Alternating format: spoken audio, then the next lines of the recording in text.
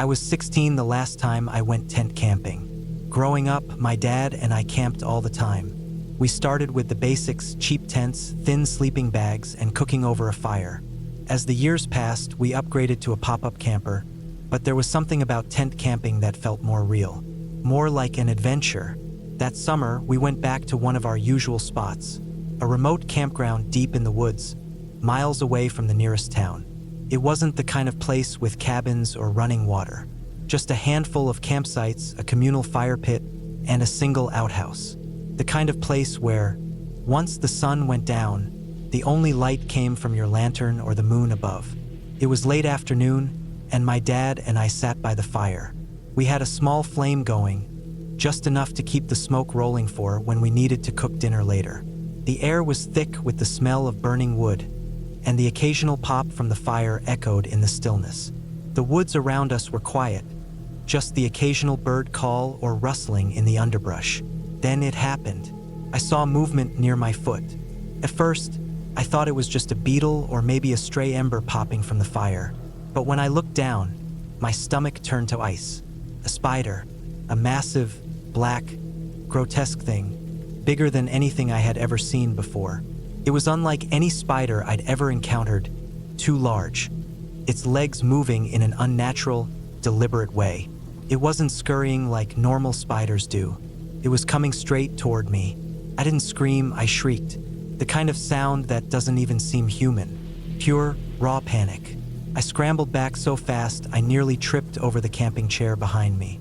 My pulse pounded in my ears as I watched this thing crawl toward me, its thick legs bending at strange angles. My dad jumped up, his instincts kicking in. He did what anyone would do, he stomped on it. Hard. For a second, relief washed over me. It was over. The thing was dead. But then, something impossible happened. A few seconds passed, and the thing started moving again. Not twitching like an injured bug, fully moving. Its legs stretched and bent, its crushed body somehow reforming itself. And then, before my eyes, it started crawling toward me again. Something was wrong. Horribly, horribly wrong. I screamed again, louder this time. My dad cursed under his breath and grabbed the heaviest thing nearby, a cinder block we had used to weigh down the firewood tarp. He lifted it and slammed it down over the spider, hard enough that I felt the ground shake beneath me. We both stood there, breathing hard, staring at the cinder block. One of its legs was still sticking out, bent and twitching slightly. Then, slowly, the leg pulled itself under. A few seconds later, the spider crawled out from one of the hollow gaps in the block. It was still alive. My mind couldn't process what I was seeing. It was like some kind of nightmare logic, something that shouldn't be possible.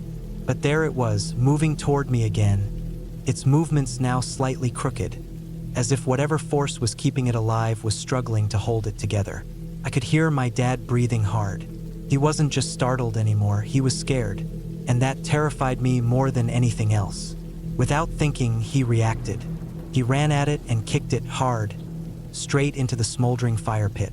The flames, weak just moments ago, suddenly flared up as if the thing had ignited them. I stood there, frozen, watching the fire consume it, the orange glow flickering over the trees. The relief came back. It had to be dead now. There was no way anything could survive that. My dad exhaled loudly, muttering something under his breath, and I let my body relax for the first time since this started. Then I heard the sound, a low, crackling hiss. At first, I thought it was the fire. Then the sound grew louder, and then, crawling from the flames, was the spider. Its body was smoldering, embers glowing on its back. Thin wisps of smoke curled from its legs, and it was moving faster, much, much faster. My brain completely shut down. My legs refused to move. I stood there, staring, watching as this thing came straight for me. Then my dad moved. He stomped on it again, this time harder than before, risking his own foot catching fire. He crushed it into the dirt and kicked it back into the fire, his breaths coming in quick, sharp bursts. We stood there, staring into the flames, waiting. When the fire finally burned out, there was nothing left. No body, no remains, nothing. We left the next morning. We packed up in record time, barely speaking. The drive home was silent. Neither of us knew what to say, and honestly, I didn't want to talk about it. I never went tent camping again. Never even considered it. Because some part of me, some deep, irrational part, knows that it's still out there. That it didn't die in the fire. That it's still waiting. And that one day, when I least expect it, it's gonna come crawling back for me. It started as just another walk.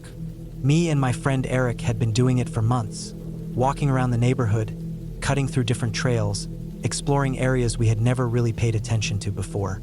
It wasn't about exercise or anything. It was just nice to get outside, clear our heads, and kill some time. That evening, the air was cool, the sun hanging low, turning the sky a dull orange. We decided to take a different route. Instead of looping through the usual streets, we went farther out, toward the edge of town.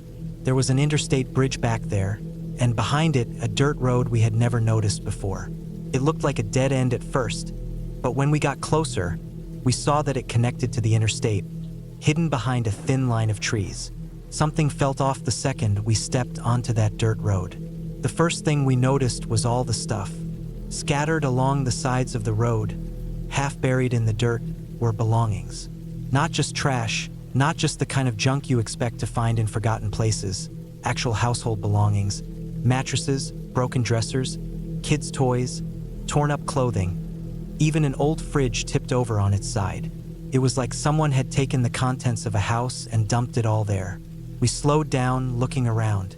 Some of the stuff was old, weathered from rain and time, but some of it looked fresh. A couch that wasn't completely ruined.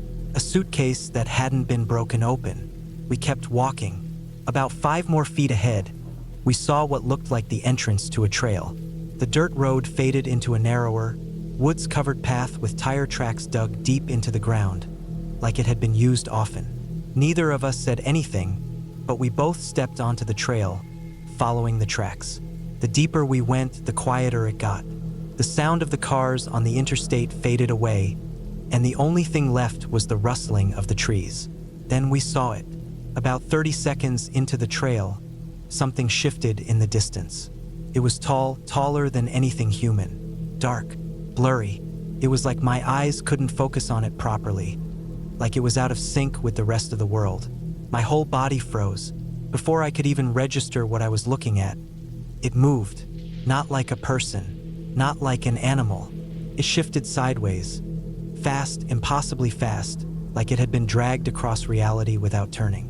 In less than a second, it had covered the entire space in front of us, blotting out everything else. No sound, no footsteps. The only noise came from a thick branch high up in a tree, snapping as it passed beneath it. Couldn't move, couldn't breathe. I don't know how long we stood there. 5 seconds? 10? My brain couldn't keep up with what I had just seen. Then, as suddenly as it had appeared, it was gone. Eric grabbed my arm and we turned back the way we came, walking fast, then running. The second we hit the open dirt road, we sprinted, not stopping until we reached the streetlights of our neighborhood. We never talked about it. Not in detail, anyway. We tried to brush it off, tried to make sense of it. A trick of the light? A shadow? Something explainable? But we both knew that wasn't true. A few days later, I went back alone. I don't know why. Curiosity, maybe. A need to prove to myself that nothing was there, that it had all been in my head. But when I reached the end of that dirt road, I stopped. The stuff was still there, the furniture, the clothes, the suitcase, but something was different. The tracks leading into the woods were gone. The trail was still there, but the deep tire ruts that had been so obvious just days before had vanished. Like no one had ever been there at all. I didn't go any farther. I turned around, walked home, and never went back. And the more I think about it, the more I realize that whatever we saw that night, whatever moved in front of us so fast, so silently, was never meant to be seen. And maybe, just maybe, it saw us too.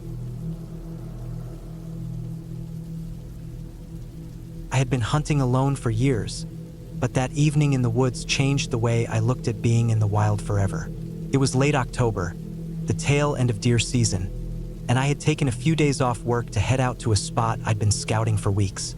It was deep in the backcountry, about a 2-mile hike from where I parked my truck. Far enough that I knew I wouldn't see another soul, which was exactly how I liked it. Just me, my bow, and the quiet. The terrain wasn't easy. The first stretch of the hike was mostly forest, tall pines and thick underbrush, but the deeper you went, the wetter it got. The land sloped down into a mess of swamp and brush-choked clearings before finally rising up again into a pocket of woods that bordered an open field. That's where I wanted to set up. I'd seen good tracks there before, and if I got lucky, I'd tag a nice buck before dark. I reached the spot in the early afternoon and picked a tree with a good view of both the field and the wooded edge. Climbing up, I settled in, bow resting across my lap, and waited. The hours passed slow, as they always did while hunting, but I was used to that. Birds chirped, squirrels rustled in the leaves below, and a light breeze stirred the trees. Peaceful evening, uneventful, until sundown. It started with the rabbit. I heard it first, somewhere off to my left. A high, shrieking sound that cut through the still air like a knife. If you've ever heard a rabbit in distress, you know how unnatural it sounds. They don't just cry, they scream. A sharp, almost human-like wail that rises and falls in waves. I tensed, scanning the brush for movement. Maybe a hawk had it, or a coyote. That's the way things go out here. But the noise didn't stop. It went on and on, far longer than it should have. 5 minutes passed, then 10, then 20. The rabbit just wouldn't die. By the time it hit the 30-minute mark, I was gripping my bow so tight my knuckles ached. Every hair on my arms stood up. I kept telling myself it was natural. Animals suffer, nature is brutal, but something about it wasn't right. The sound didn't waver. It didn't fade. It just kept going, steady, rhythmic, almost mechanical in its repetition, like a recording being played on a loop. Then, just as suddenly as it had started, it stopped. Not faded, not trailed off, just stopped. The silence that followed was heavier than anything I'd ever felt. No birds, no wind, no rustling leaves. The whole forest held its breath. Then I heard the twig snap. It came from the thicket about 35 yards away, near where the rabbit had been screaming. I squinted through the undergrowth and saw movement, a shape shifting between the trees. A deer, or at least that's what my brain told me at first. I raised my bow, heart pounding, trying to get a better look, but the brush was too thick. All I could see was a rough outline, a body moving slowly, deliberately, too smooth for a deer but too large for anything else. It stepped behind a tree and never came out the other side. I kept watching, expecting it to reappear. Nothing. The last light of the day was slipping away, and I knew I had maybe 15 minutes left before it was too dark to climb down safely.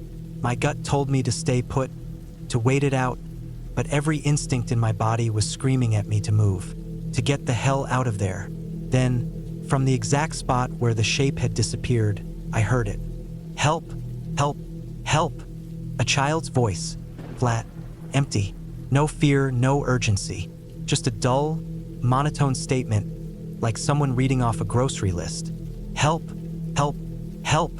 It repeated over and over, 15 times at least, each one identical to the last. I couldn't move, couldn't breathe. The woods were wrong. Everything was wrong. Then the branch snapped. Not just a twig this time. Full-on crack, loud, close. And then the woods exploded. Everything, squirrels, birds, deer, erupted from the brush, tearing through the undergrowth in a frenzy of snapping branches and pounding hooves. A full-blown stampede. Then, just like before, silence. Not a slow return to normal. Not the natural quiet of the woods settling. 1 second chaos. The next, nothing. I climbed down that tree faster than I ever had in my life. I didn't care about stealth. Didn't care about making noise. I just wanted to be on the ground, moving, getting the hell out of there. I kept my bow ready as I pushed through the trees, my head on a swivel. Every few yards, I stopped to listen, to check my surroundings. I heard nothing, saw nothing, but I could feel it. Something was watching me. The hike back to my truck felt twice as long as it should have. The entire time, I kept expecting to hear that voice again, to hear the footsteps behind me, to see something move in the trees. but I never did. I reached my truck, threw my gear in the back, and peeled out of there without even taking off my boots. I didn't stop until I was miles away, back on paved roads, with the headlights of passing cars around me. Only then did I finally breathe. I don't know what I heard out there. I don't know what I saw, and I don't want to know. I never went back to that spot, never told anyone the full story. What would I even say? That something out there didn't sound right? That a deer turned into a voice in the trees? No one would believe me, but I know what I heard, and I know I wasn't alone out there. I remember the first time I heard it. It was the summer of 2009, and I had taken a trip to a cabin deep in the Pennsylvania woods. I was alone, hoping for a quiet getaway, a break from the constant noise of city life. The cabin was small but comfortable, just a single bedroom, a tiny kitchen, and a wood stove to keep the place warm at night. It was exactly what I needed. The nearest town was about a 45-minute drive, and the last 10 miles of the trip were on an old dirt road that twisted through dense forest. It was isolated, the kind of place where, if something happened, no one would hear you scream. But that was part of the appeal. I wanted solitude. The first few days were uneventful. I spent my time hiking, reading, and sitting on the front porch watching the trees sway in the breeze. The air smelled like pine and damp earth. At night, I'd light a fire and listen to the insects buzzing in the dark. Then, on the third night, I heard the music. It was faint at first, a slow, soft melody, almost hesitant, like someone feeling their way across the keys of a piano. I thought maybe I was imagining it, but as I sat there, staring into the fire, the music became clearer.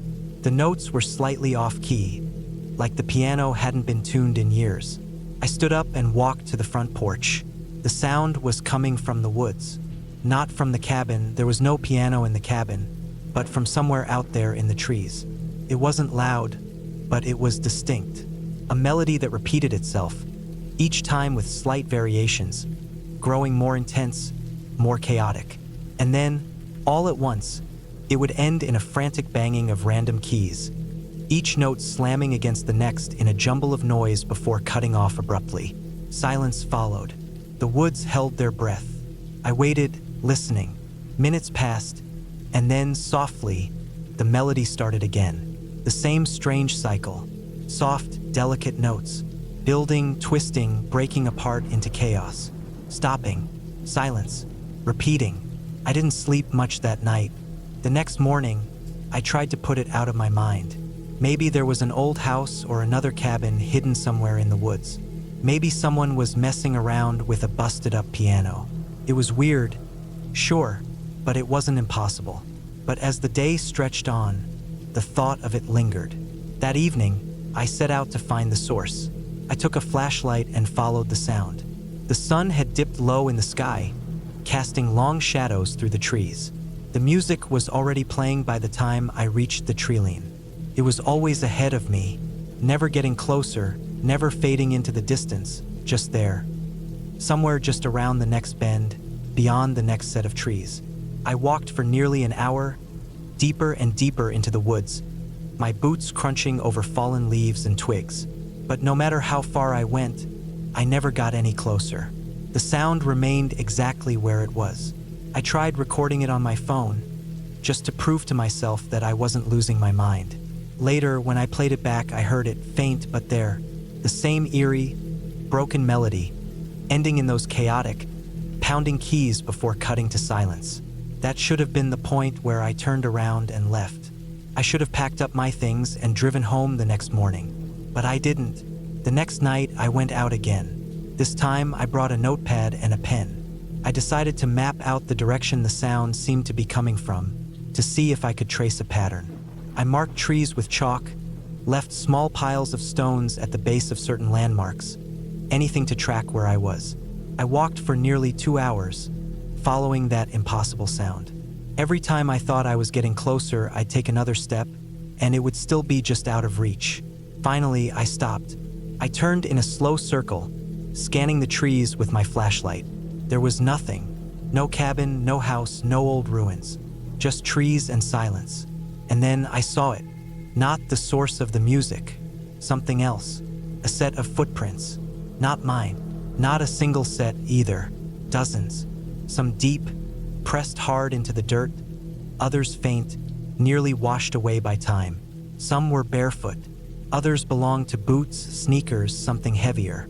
They were scattered, crisscrossing over each other, all moving in different directions. Some led toward me, some led away. I stood frozen, my heart pounding. The music played on, completely unchanged. And that was the moment I felt it. Not fear, not yet, just a deep, unsettling realization. This had happened before. I wasn't the first person to follow the sound. I turned and left. I didn't run. I walked, fast but steady, retracing my steps, following the marks I had made, moving quickly back toward my cabin. The music never faded. It was still ahead of me, somewhere out there, as if I had never left its starting point. I locked the cabin door that night. I shut the windows. I sat with my back against the wall, flashlight in hand, waiting, listening. The music played on. At some point, exhaustion won. I must have dozed off because the next thing I remember was waking up to silence. Morning light streamed through the windows. The woods were still. The music was gone. I left that morning. I didn't bother unpacking. I threw my bag into the truck and drove until I hit the main road. I didn't stop until I was 2 towns over. Later, I checked the recording on my phone again. The sound was still there, that eerie, untuned piano playing in endless loops. But when I uploaded the file to my laptop, something strange happened. The waveform looked normal at first, and then, as I scrolled through, I saw gaps, blank spaces, not moments of silence, just nothing, as if parts of the recording had been erased. And in the very last second of the file, just before the final abrupt cutoff, there was something else. Not piano, breathing, close, right up against the microphone. I deleted the file. I never went back to that cabin. I never tried to find those woods again. And if you ever hear the sound of a distant piano in the forest, playing a song that doesn't quite sound right, don't follow it. Just turn around and leave. I was hiking on my grandfather's land with my dog, Boone, like I did every afternoon. The property stretched for miles, mostly thick woods with old hunting trails crisscrossing through it. I had grown up wandering these paths, knew them like the back of my hand. There wasn't much that could surprise me out here. The afternoon was warm, the air thick with the smell of damp earth and pine. I had been out for about an hour when I decided to stop at one of my usual spots, a fallen oak tree at the edge of a small clearing. It was a good place to rest, drink some water, and sketch in my notebook. Boone lay beside me, panting, his ears flicking every so often at the distant rustling of squirrels or birds. I had been there for close to 3 hours, completely lost in my drawing, when Boone started acting up. First, just a low whimper, barely audible. Then a sharp whine. I looked up from my sketchbook, thinking maybe he'd spotted a deer, but he wasn't looking toward the trees. He was staring at the ground, shifting his weight uneasily, his tail tucked between his legs. I pulled out my earbuds, expecting to hear a coyote or some rustling in the bushes, but everything was silent, too silent. No birds, no wind through the trees, just Boone's nervous breathing. Then I heard it, faint, so faint I thought it might have been in my head at first. A thin, tinny melody, barely distinguishable. I strained to listen, trying to place the sound. It was music, not the kind you'd expect deep in the woods. No country song drifting from a distant truck radio. No fiddle tune from an old-timer's porch. It was mechanical, artificial, like an old ice cream truck playing a warped, broken tune. The notes were uneven, off-kilter, like they were struggling to come through a dying speaker. The melody was strange, but something about the last third of it was familiar. The final few notes sounded exactly like and the flag was still there, part of the national anthem. Then silence, a pause, a beat or two of emptiness before the music looped again. The whole thing lasted no more than 12 seconds. I sat frozen, my mind scrambling for an explanation. There were no roads near here, No houses, no buildings, just trees stretching for miles in every direction. Boone was shaking now, his body pressed close to my leg. He let out a sharp, anxious bark. That was enough for me. I stuffed my sketchbook into my bag and started walking. The music kept playing. It never faded, never seemed to grow louder or quieter as I moved. Just the same broken melody, repeating again and again. I didn't run, but I wanted to. Instead, I forced myself to walk at a steady pace, my ears straining for any sign of where the sound was coming from. It felt like it was everywhere and nowhere at once. The more I listened, the more unnatural it seemed. 5 minutes passed, then 6. The sound was still there, repeating like a stuck record. But then, without warning, it just stopped. 1 second, the music was there. The next, gone. No fading, no distortion, just silence. I realized then that I had been humming the tune under my breath as I walked. I stopped and tried to remember it, but the moment the sound was gone, so was the song. It was like it had been wiped from my memory. No matter how hard I tried, I couldn't piece it back together. By the time I reached the edge of the woods near my grandfather's house, Boone had calmed down, but I was still on edge. I spent the rest of the evening trying to figure out what I had heard. Could have been an old radio, I told myself. Maybe some hunter left a speaker out in the woods for some weird reason. Maybe it was a prank, though who would go through that much effort just to mess with someone in the middle of nowhere? I didn't go back to that spot the next day, or the next. A week passed, and I convinced myself it had been nothing, a trick of the mind. Maybe I had dozed off and dreamed the whole thing. But then, one night, just as I was about to fall asleep, Boone started whining again. I sat up in bed, my heart hammering. From outside my window, I heard it, the same thin, broken melody, playing from the woods. I had been planning the solo hiking trip for months. The idea of being alone in nature, away from the constant buzz of the city, was exactly what I needed. I had done my research, mapped out the trails, checked the weather, packed everything I could possibly need. A 3-day trip through a remote mountain trail seemed like the perfect way to clear my head. The trail was called Black Hollow Pass, tucked deep in the mountains, far from any major roads. It wasn't a tourist hotspot, which was exactly why I chose it. It had its fair share of warnings: difficult terrain, unpredictable weather, and barely any cell reception. But I was experienced enough. I had hiked tougher trails before, so I wasn't worried. The first day was uneventful. The air was crisp. The forest was alive with the sounds of birds and rustling leaves. I made good time, covering about 12 miles before setting up camp near a small creek.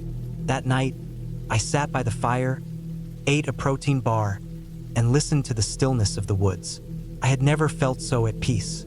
The second day was where things started to feel off. I woke up early, packed my gear, and set off deeper into the mountains. The trail became rougher, narrower. The trees grew taller, blocking out more and more sunlight. Around midday, I started noticing strange details. Small things: a half-buried boot near the trail, a rusted knife stuck into a tree, as if someone had forcefully jammed it there years ago. A pile of bones, probably an animal's, but arranged in a way that didn't seem natural.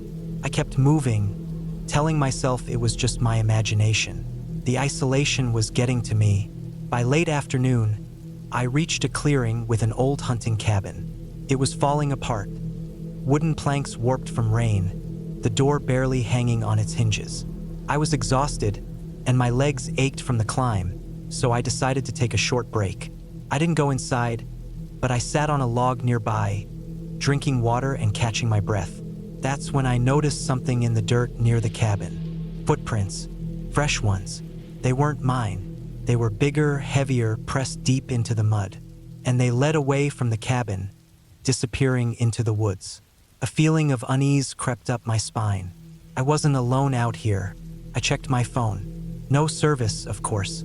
The sun was getting low, and I still had miles to go before my next planned campsite. I decided to move on, fast. As I walked, I kept looking over my shoulder. The woods had gone completely silent. No birds, no rustling leaves, just my own footsteps on the dirt. I picked up my pace, pushing through the exhaustion, desperate to put distance between me and the cabin. Then I saw it, a figure, deep in the trees, barely visible between the thick trunks. It wasn't moving, just standing there, watching. My breath caught in my throat. I forced myself to keep walking, not wanting to panic. Maybe it was another hiker. Maybe it was a hunter. But something about the way it stood, completely still, head slightly tilted, felt wrong. I walked faster. My heartbeat pounded in my ears.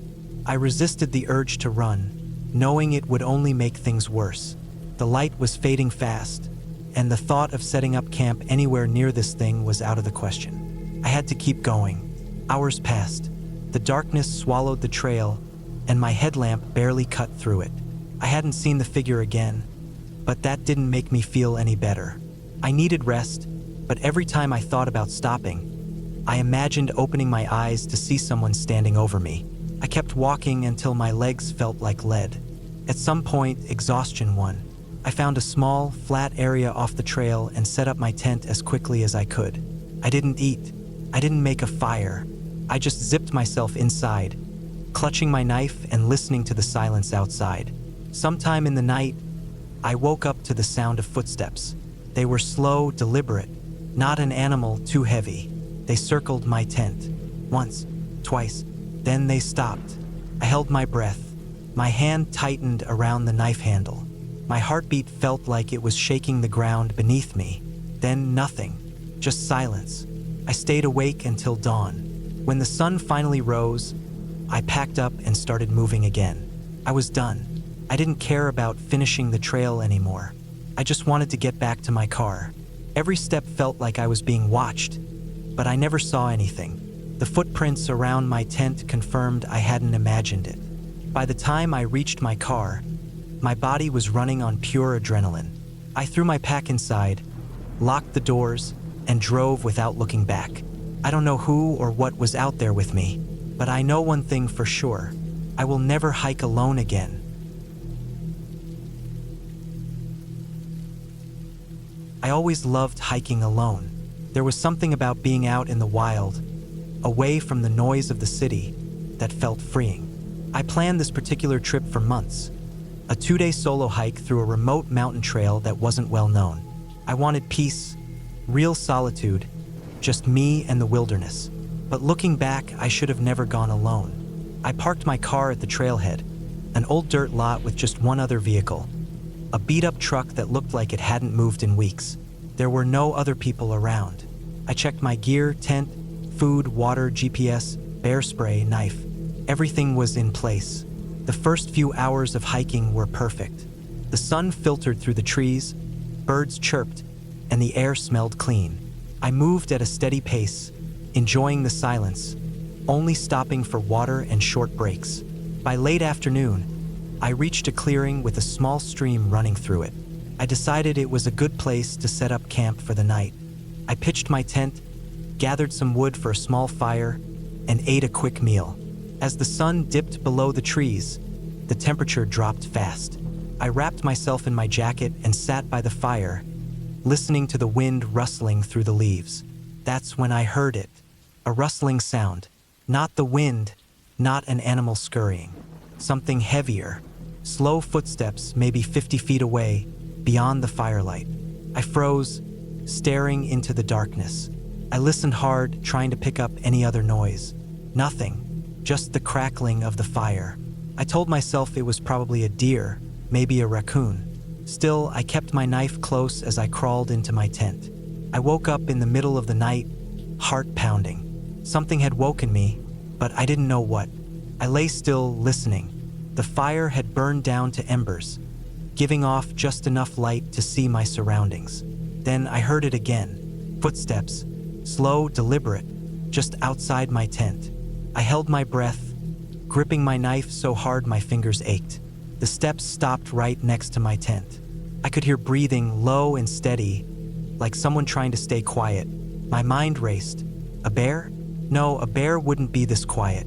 Person? But why? Who else would be out here? Minutes passed, maybe longer. I stayed frozen, barely daring to breathe. Then, without warning, the footsteps moved away. Slow at first, then fading into the distance. I waited until I was sure they were gone before unzipping my tent just enough to peek outside. The woods were empty, but my gut told me something wasn't right. To first light, I packed up fast. I wanted to be miles away before nightfall. As I was rolling up my tent, I noticed something in the dirt. Footprints. Human. And not mine. I moved quickly, walking faster than I normally would, only stopping for water. My plan was to reach the next campsite marked on my map, a clearing near a small lake, before sundown. As I walked, I kept looking over my shoulder, feeling watched. The feeling never went away. By mid-afternoon, I reached the lake. It was beautiful, surrounded by thick trees. I forced myself to relax and set up my tent near the water. There was an uneasy silence. No birds, no wind, just stillness. I tried to brush it off. That night, I built a fire, ate, and tried to shake off the fear from the night before. But when I turned to grab my water bottle, I froze. My backpack was open. I knew I had zipped it. I was sure of it. I checked the contents. My food was still there, my gear untouched except for my knife. It was gone. I felt exposed, vulnerable. Someone was out here, watching, playing with me. I didn't sleep that night. Every noise sent my heart racing. I kept the fire burning as long as I could, but eventually, it died down. And then, just as before, I heard it. Footsteps, closer this time, slow, purposeful. I sat up in my tent, gripping my bear spray, my only weapon now. The footsteps stopped just outside. I could hear breathing again, steady, almost relaxed. Then, a hand pressed against the thin fabric of my tent. I lunged out, spraying blindly with the bear spray, hearing a sharp gasp and the sound of someone stumbling backward. I tore out of the tent, grabbed my pack, and ran. I didn't look back. I didn't stop. I ran through the trees, the moon barely giving me enough light to see. I ran until my lungs burned, my legs shaking beneath me. I reached the main trail just as the sun began to rise. I kept moving fast until I saw the parking lot ahead. My car was still there, untouched, but the old truck, it was gone. I never went back. I still hike, but never alone, and never that deep into the woods again, because whoever was out there that night wasn't lost. They weren't camping. They were waiting. I had been planning the hike for weeks. The route was deep in the woods, far from any crowded trails. I wanted to challenge myself, to feel that raw isolation that only nature could provide. It was supposed to be a 2-day solo trek through rugged terrain, cutting through dense forest, steep inclines, and old logging roads that hadn't seen much activity in years. The first day went smoothly. The weather was clear, and the air was crisp with the early autumn chill. The path was narrow, winding through towering pines and maples, their leaves just beginning to turn. The only sounds were my own footsteps crunching against the ground and the occasional rustling of small animals darting through the underbrush. I had a map, a GPS, and enough supplies to last me well beyond my planned hike. I thought I was prepared.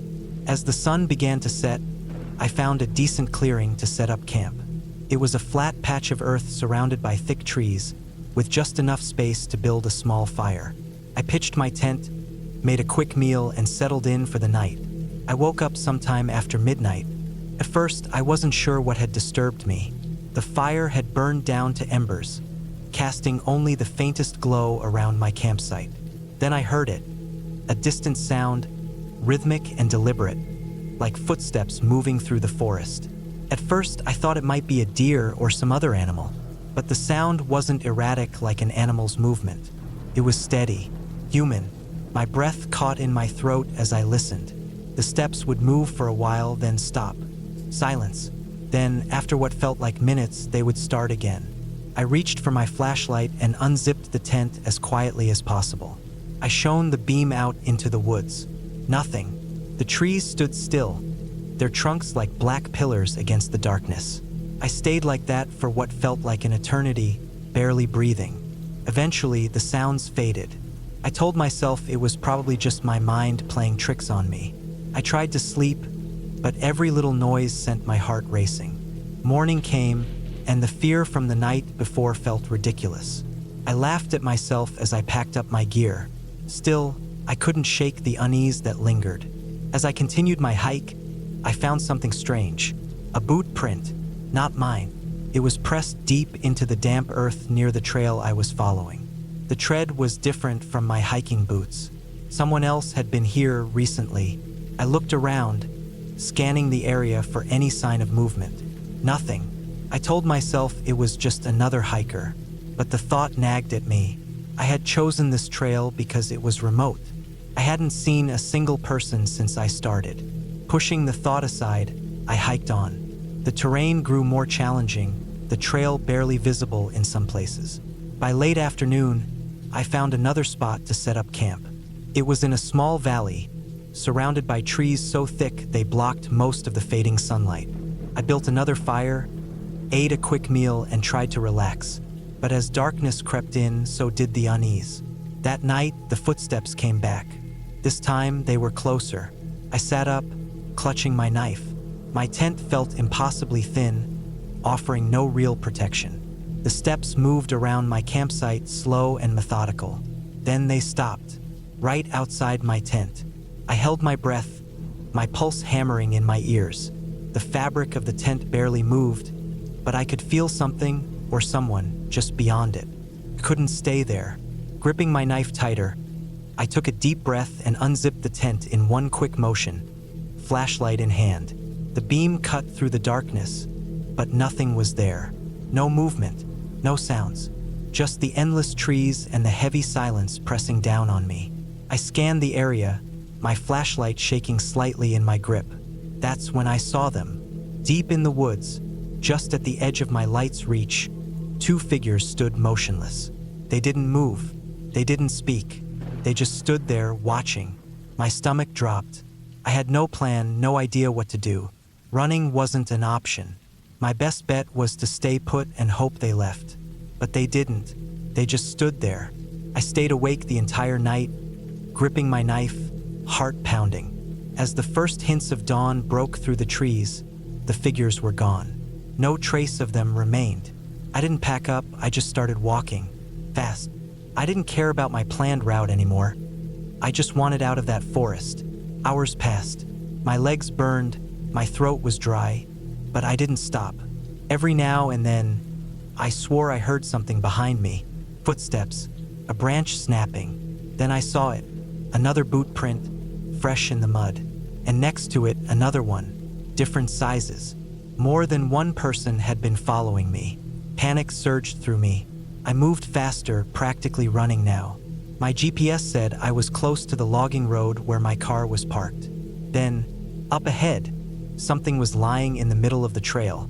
A backpack. I recognized it. It was mine. I had never dropped it. I had it on me the entire time. Cold terror flooded my body. That meant one thing. They had been inside my tent.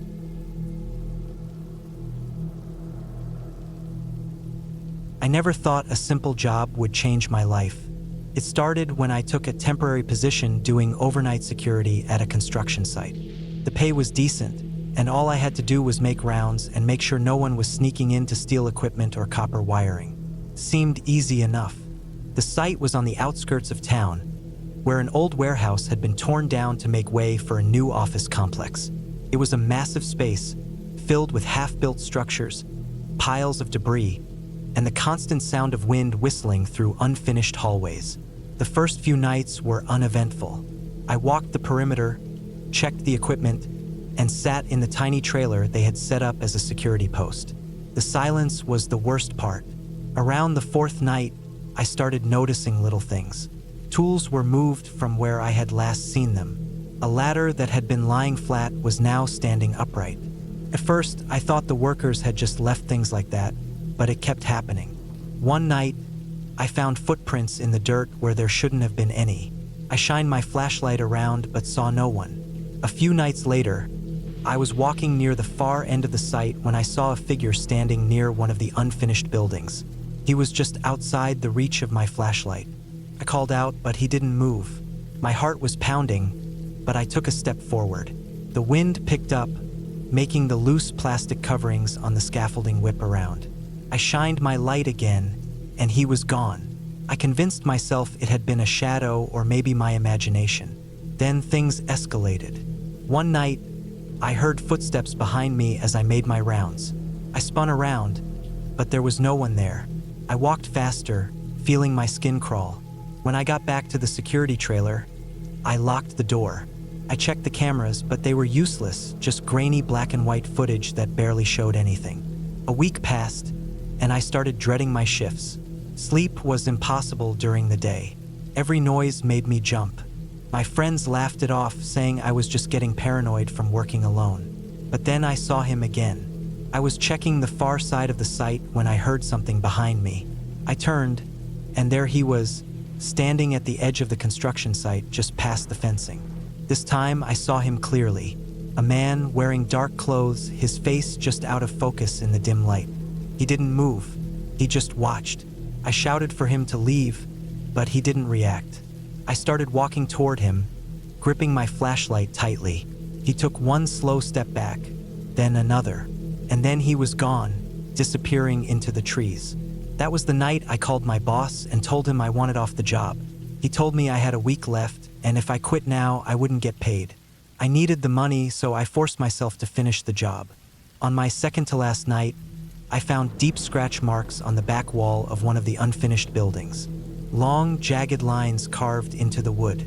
I ran my fingers over them, feeling how deep they went. No tool on site could have done that.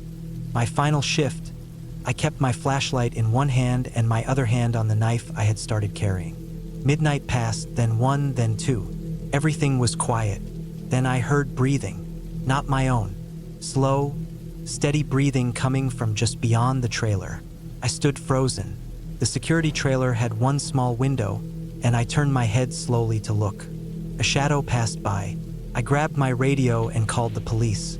My voice shook as I told them someone was on the site. Minutes felt like hours. The breathing stopped, but I didn't move. Then bang. Something slammed against the side of the trailer. I nearly dropped the flashlight. Another bang, this time louder. I backed up against the far wall, my heart hammering. Then silence. The police arrived 15 minutes later. They found nothing. No footprints, no signs of forced entry, nothing. I quit the next morning. I didn't even collect my last paycheck. 2 weeks later, I saw a news report. The construction site had been shut down. Workers had found something buried beneath the foundation of the new building, human remains. The site had once been a dumping ground for a serial killer who had never been caught. The police said the bodies were years old, maybe decades. I don't know who the man was or what he wanted. I don't know if he was even real, but I do know that after that job, I never took another security shift again. Some things aren't worth the money. Some places should be left alone.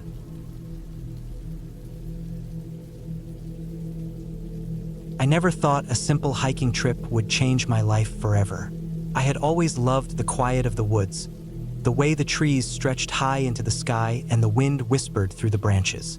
It was supposed to be a solo trip, just me, my backpack, and a few days away from everything. I had planned it carefully, choosing a remote trail in the northern wilderness, where few people ventured. I wanted peace. I got something else. The first 2 days were normal.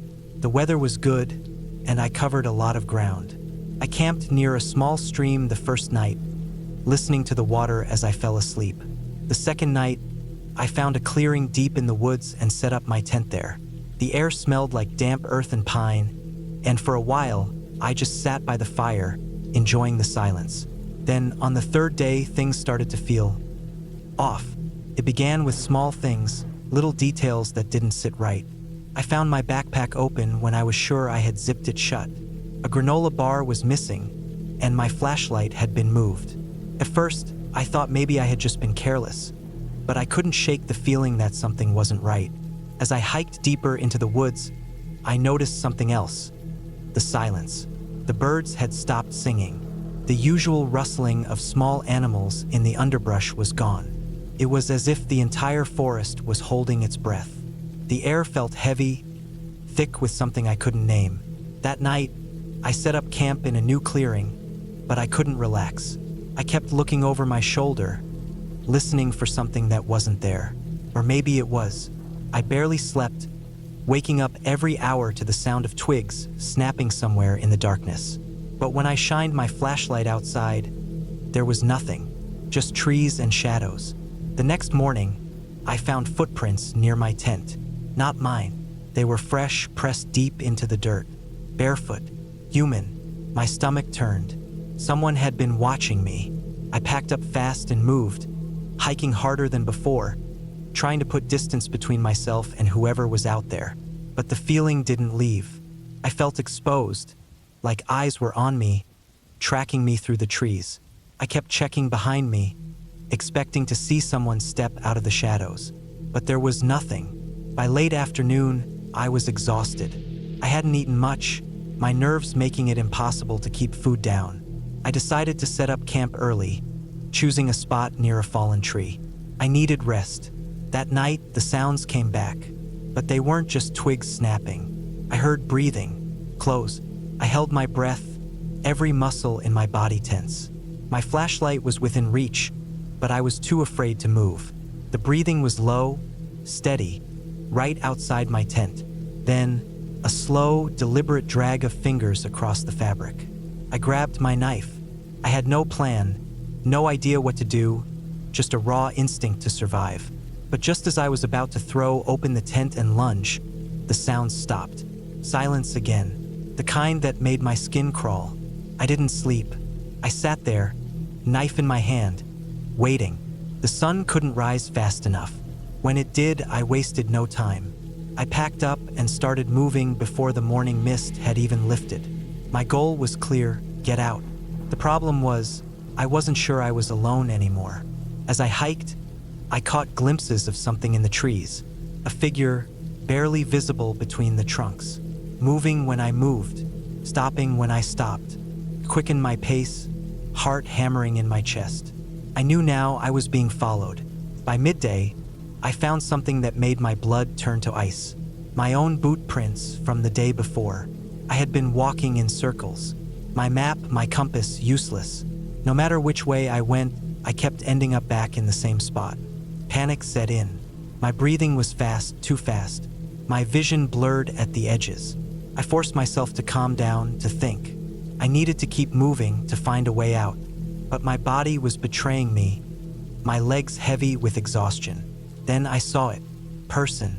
Standing just at the edge of the trees. No clothes. Their skin pale, almost gray. They didn't move, just watched. I wanted to scream, but my throat closed up. I gripped my knife tighter, stepping backward. My mind was racing, trying to make sense of what I was seeing. Then they smiled. It was wrong. Too wide, too unnatural. Like they weren't used to doing it. I turned and ran. I didn't stop.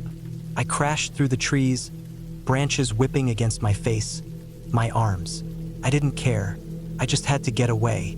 The sound of footsteps followed, matching mine. Too close. Then nothing. I tripped, hitting the ground hard.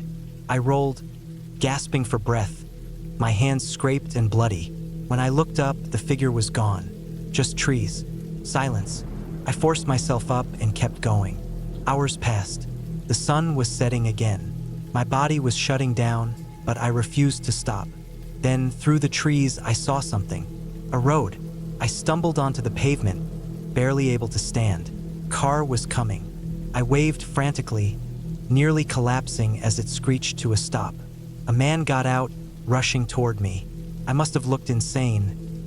Filthy, shaking, bleeding, but I didn't care. I was out. I was safe.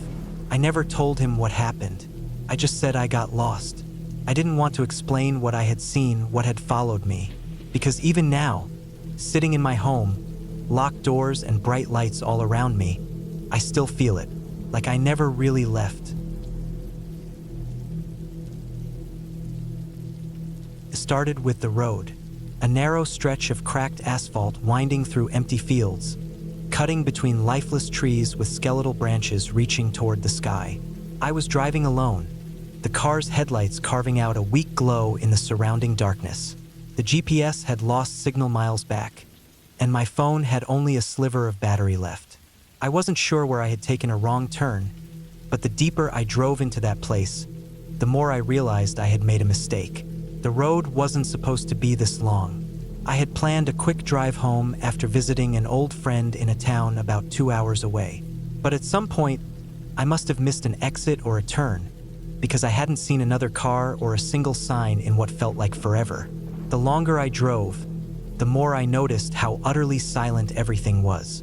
No crickets, no distant hum of the wind, just the occasional creak of my car's old suspension as I rolled over bumps in the road. The gas gauge was dropping lower, and I had no idea where the next station would be. Then I saw something ahead. A car was parked on the side of the road, its hazard lights flashing weakly. It was an older sedan, dark-colored, maybe black or dark blue. The front driver's side door was open, but no one was inside. I slowed as I passed, glancing at the interior. Nothing looked disturbed. The engine wasn't running. There were no signs of an accident. Just an empty car with its lights flashing in the middle of nowhere. My gut told me to keep going, so I did. A mile or so later, I saw another car. Same situation. Parked on the shoulder, hazards blinking, front door wide open. It wasn't the same car, though. This one was a different make and model, a light-colored SUV. But just like the first one, it was empty. The hairs on my arms stood up. I drove faster. The road stretched ahead, endless and unchanging. No turns, no intersections, no signs. Just a straight line cutting through the dark. I kept my eyes on the gas gauge. Less than a quarter tank left. I had to find a gas station soon. I had to find something soon. Another mile. Another car. This one was closer to the middle of the road, angled as if the driver had stopped suddenly and gotten out in a hurry. The driver's side door was open, swinging slightly in the night breeze. No movement around it, just the same eerie stillness. My foot pressed heavier on the gas pedal. I wasn't stopping. I checked my phone again. The battery was nearly dead, and there was still no service. I tried to open the map, but the screen just loaded endlessly. No signal, no connection, nothing. Then I saw movement. Up ahead, at the edges of my headlights, something shifted.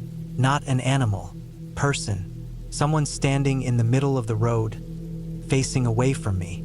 I swerved, gripping the wheel tight, barely managing to avoid them. My heart pounded so hard I could hear it. My headlights caught the figure for just a moment. A man standing stiff and still, wearing a dark jacket and jeans, his hands hanging limply at his sides. He didn't react. He didn't turn or flinch or even move as I sped past him. I didn't look back. The road stretched on, empty again. My breathing was shallow, my pulse racing. I tried to tell myself I had imagined it. Maybe I was too tired. Maybe the stress of being lost was messing with my head. But I knew what I had seen. And then I saw something worse. More people. They were standing on the sides of the road, spaced apart in an unnatural way. Some faced me, some faced away. Their postures were rigid, their arms hanging loose. They didn't move as I passed. Their faces were blank, their eyes hollow. I pressed the gas pedal down harder, my hands gripping the wheel so tightly my knuckles turned white. The road wouldn't end. My gas gauge was nearing empty. My phone was dead. I had no idea how far I had gone or where I even was. The sky above was empty, no moon, no stars. Just an endless black void stretching above me. And then, ahead of me, the worst thing yet. The cars. Dozens of them, lined up along the road, scattered in disarray. Some had their doors open, some didn't. Some looked freshly abandoned. Others looked like they had been there for days. There were no bodies, no signs of struggle. Just rows of silent, empty vehicles. My stomach clenched. I slowed down, barely creeping forward. My headlights swept over them, illuminating the cold metal and dark windows. And then I saw it. The first car. The one I had passed earlier. Same dented fender. Same blinking hazards. Same open driver's side door. I had come full circle. I slammed on the brakes. My breathing was sharp and uneven. This wasn't possible. I had been driving in a straight line for miles. There had been no turns, no way to loop back. But there it was, the same car I had passed nearly an hour ago. I sat there, gripping the steering wheel, trying to understand. The road stretched ahead, dark and unending. I turned my head slowly, looking out the driver's side window. They were there, standing on the sides of the road, closer now, watching. I pressed the gas pedal as hard as I could. The tires screeched, the car lurched forward. I didn't care where I was going anymore. I just needed to get out. I drove faster than I ever had before, the needle on the speedometer shaking. The figures blurred past me, motionless, watching. The road stretched on, and on, and on. The gas light came on. My heart pounded harder. I wasn't going to make it much farther. My breathing was ragged, my mind spiraling. There had to be an end. There had to be a way out. And then, the car sputtered. The engine coughed, then died. The headlights flickered off, leaving me in complete darkness. I sat there, gripping the wheel, feeling the weight of the silence pressing in around me.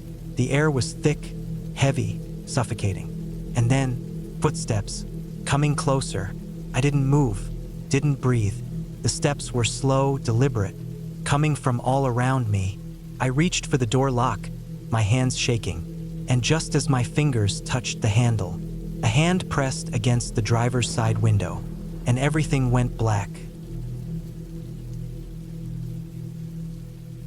It started on a cold Tuesday morning in early November. I was driving down a back road through the outskirts of town, heading to a job site about 30 miles away. I work as a private contractor, mostly handling electrical work for homes and small businesses. The road was empty, lined with bare trees and scattered farmhouses, some abandoned, others barely standing. There was a thick fog hanging low, making it difficult to see much beyond the road signs and fence posts along the way. I remember checking my fuel gauge and realizing I was nearly out of gas. I hadn't noticed it before leaving, and now there weren't any stations nearby. I sighed and kept driving, hoping to come across one before my truck completely gave out. A few miles ahead, I spotted a rusted-out gas station sign, the kind that looked like it hadn't been maintained in years. The place itself was just as bad. The windows were covered in grime, the walls cracked, and the single pump looked ancient. But I had no choice. I pulled in, turned off the truck, and stepped outside. The air smelled damp, like old leaves and stagnant water. There were no other cars, no signs of life, just the wind whistling through the cracks in the building. I walked up to the pump and saw it still had a card reader, though it looked questionable at best. I slid my card in, waited, and nothing happened. I tried again. Still nothing. Frustrated, I looked around, hoping someone was inside the station. The door was slightly open, the interior dark. I hesitated but decided to step inside. The moment I pushed the door open, the smell hit me. It was a mix of mildew, dust, and something else. Something metallic like rust or blood. The lights flickered weakly, revealing a narrow space cluttered with old shelves stocked with faded snack wrappers and dust-covered bottles of soda. Behind the counter, there was an old register, but no one was there. "Hello," I called out. No answer. I walked toward the counter, feeling uneasy. There was an old notebook lying open next to the register. I glanced at it and saw messy handwriting, though I couldn't make out much of what it said. The only part one could read clearly was a date. Yesterday's date. That didn't make sense. This place looked like no one had been here for years. A sound came from the back, a slow creaking, like someone shifting their weight on a weak floorboard. My breath caught in my throat. My first instinct was to leave, but curiosity kept me there. I stepped around the counter and looked toward a narrow hallway leading to the back rooms. A dim, yellow light flickered at the end, just barely illuminating the outline of a doorway. I took a step forward, and that's when I saw it. A pair of boots. Not just any boots, someone's feet. They were sticking out from behind the doorway, unmoving. My chest tightened. I didn't want to get closer, but my legs moved on their own. I inched forward, heart pounding, until I could see more. A man lay on the floor, motionless. His clothes were dirty, covered in dark stains. His face was turned away, but there was something wrong about the way he was positioned, like he had fallen, but not naturally. I swallowed hard and took a step back, suddenly aware of how quiet it was. Too quiet. My mind screamed at me to leave. Then I heard breathing, not mine, someone else's. Slow, deliberate, coming from somewhere close. I turned sharply, scanning the darkness. I couldn't see anything, but I felt it. Someone was there, watching. The hair on my arms stood up. My fingers twitched, wanting to reach for something, anything, to defend myself. But I was unarmed, completely exposed. I forced myself to move, stepping backward slowly toward the entrance. The breathing didn't stop. It didn't get closer, but it didn't go away either. It just lingered in the air, steady, controlled. I turned and walked fast, my boots echoing against the linoleum floor. I made it outside and slammed the truck door shut, locking it. My hands were shaking as I turned the key in the ignition. The engine sputtered but didn't start. "Come on, come on," I muttered, trying again. The third time, the truck roared to life, and I threw it into reverse. As I backed away, I looked toward the gas station one last time. The door I had left open was now closed, and in the window there was a shape, a figure standing there, watching me. I didn't stop to think. I hit the gas and drove off, not caring how much fuel I had left. My heart didn't stop racing until I was miles away. The station nothing but a memory in my rearview mirror. I never went back. I don't know what I saw that day, and I don't want to know. But I've had nightmares ever since. And in every one, I hear that breathing. Steady, controlled. Always just close enough to remind me it never really left. I never thought much about missing person cases. They were just headlines, pictures of strangers, lost faces on telephone poles and milk cartons. But when my brother vanished, I realized how little I understood. It happened on a cold October night. Adam had always been a quiet kid, more comfortable in his own world than in ours. He liked hiking alone, exploring places no one else bothered with.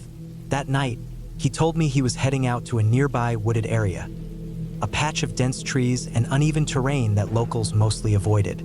He had a thing for abandoned places, and he had heard about an old, forgotten structure deep in the woods. I should have stopped him. The next morning, he was gone. His car was still parked at the trailhead. His phone, wallet, and keys were in the glove box, like he had planned to return. Search teams went in, calling his name, scouring the ground for any sign. Nothing. No tracks. No signs of a struggle. Just gone. Weeks passed. Then months. The searches grew smaller, the news reports less frequent. The world moved on, but I couldn't. I started going out there myself, retracing his steps, trying to understand what happened. I studied maps, talked to hunters and hikers. I even found an old article about a small settlement that used to exist in the area. Nothing major, just a handful of families. The place had been abandoned in the 1950s. No one remembered why. Then, nearly a year later, I found something. I had taken a different route, moving deeper into the woods than I ever had before. The air was unnaturally still, the trees so thick that daylight barely reached the ground. And then I saw it, a structure mostly hidden behind the overgrowth. It was an old house, or what was left of one. The wood was rotting, the windows shattered. The front door was missing, the darkness inside swallowing everything. My chest tightened. Adam had been looking for something like this. I stepped inside. The floor creaked under my weight. The air was thick with decay, like wet wood and something else, something rancid. The living room was stripped bare, except for an old, broken chair in the corner. The wallpaper peeled in long strips, exposing the wood beneath.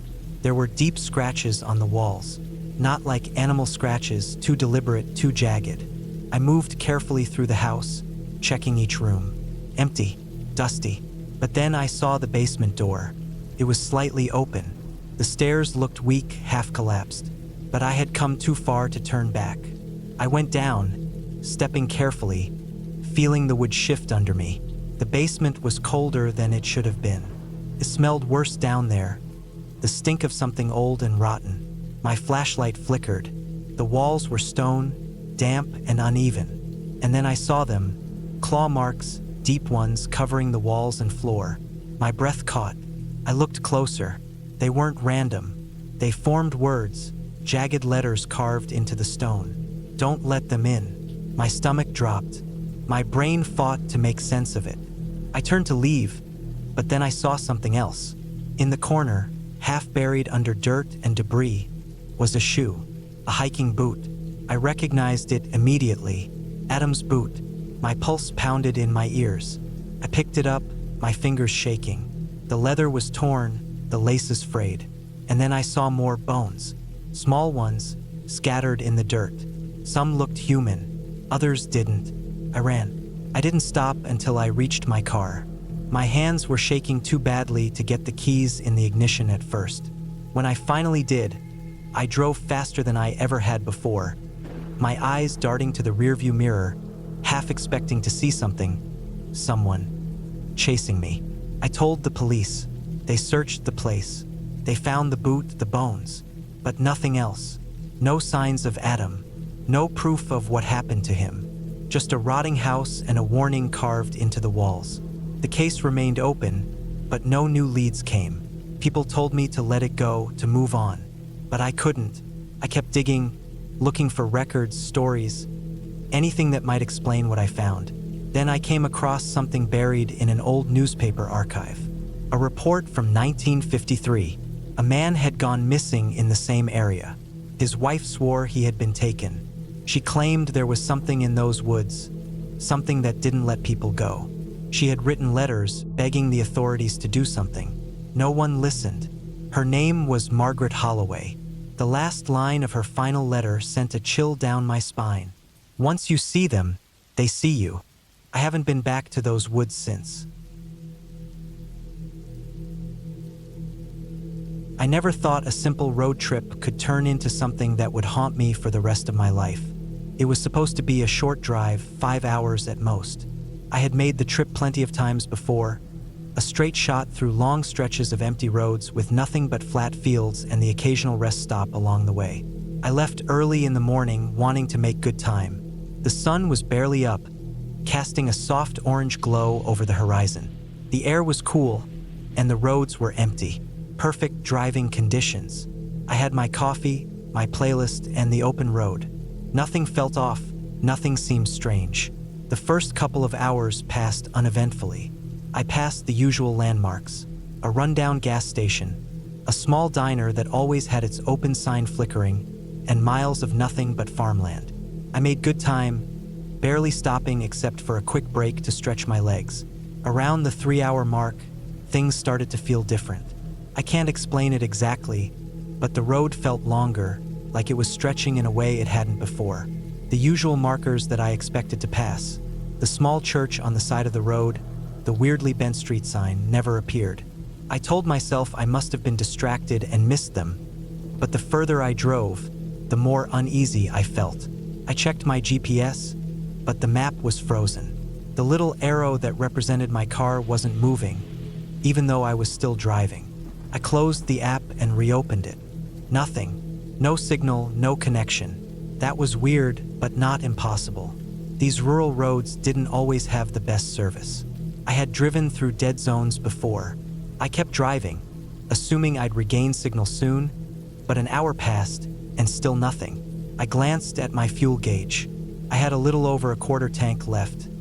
Not ideal, but enough to get me somewhere with gas. But where was I?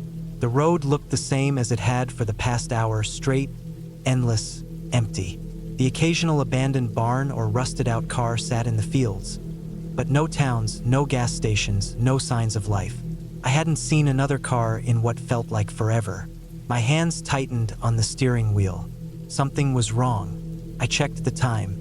My phone showed the same minute I had last looked at it, like time had stopped. That made no sense.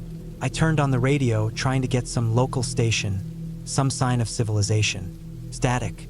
I flipped through channels, but nothing came through. I switched back to my playlist, but even that wouldn't play. My phone just kept buffering, like it was struggling to connect to something that didn't exist. I pulled over. I needed a second to think. My heart was pounding, but I told myself I was just overreacting. Maybe I had taken a wrong turn without realizing it. Maybe I was just tired and missed a highway sign. I took a few deep breaths, then got out of the car to stretch. The silence outside was overwhelming. No wind, no birds, no rustling trees, just stillness. I had never experienced silence like that before, pressed against my ears, thick and unnatural. I forced myself to shake it off. I opened my trunk, pulled out the paper map I kept for emergencies, and spread it over the hood of my car. My eyes scanned the roads, but nothing looked right. I should have passed at least 2 towns by now, but according to my map, there was nothing for miles. That wasn't possible. I was about to get back in my car when I saw something in the distance. A figure, standing right in the middle of the road ahead. My breath caught in my throat. It wasn't a person, not exactly. It had the shape of one, but something about it was wrong. Its proportions were slightly off, its posture too stiff.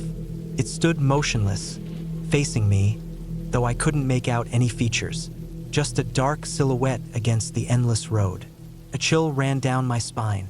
I got back in the car, locking the doors out of instinct. My fingers fumbled to turn the ignition. The engine roared to life, and I gripped the steering wheel, debating what to do. Drive forward?